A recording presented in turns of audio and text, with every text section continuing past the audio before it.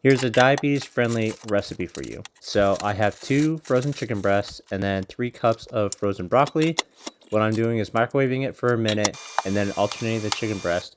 And then I'm getting my seasonings prepared, checking the chicken to make sure that it's okay. Then I'm gonna use some extra virgin olive oil to cook the broccoli, stir fry it a bit, add some salt and pepper to season to taste, and then put the cover over it to make sure that it's cooked well. Checking the temperature of the chicken, then seasoning it with some garlic powder and parsley and pepper, and look at this. All right, time to taste test this. Got the broccoli. Mm. Mm.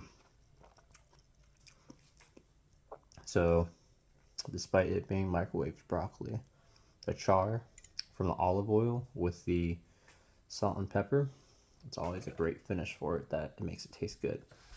Vegetables can taste good when you know how to prepare it right.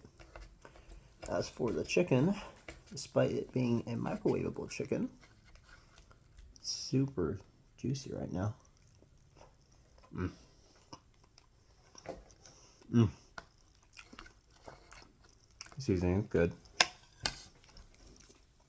And then the special trick that I have for folks is to have a little bit of the barbecue sauce to keep it interesting.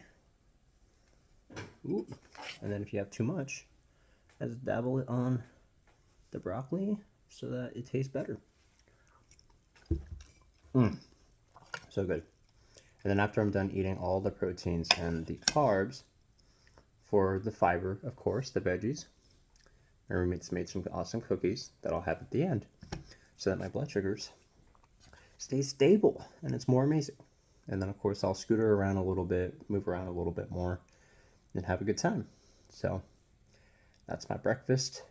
It was difficult to make with the random bursts of pain from my foot, but you know, it is what it is. You just gotta make today the best day that you can.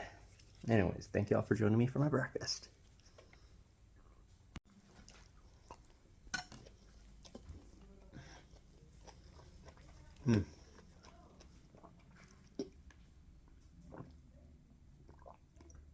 Don't forget to hydrate between bites. So good. Mindful eating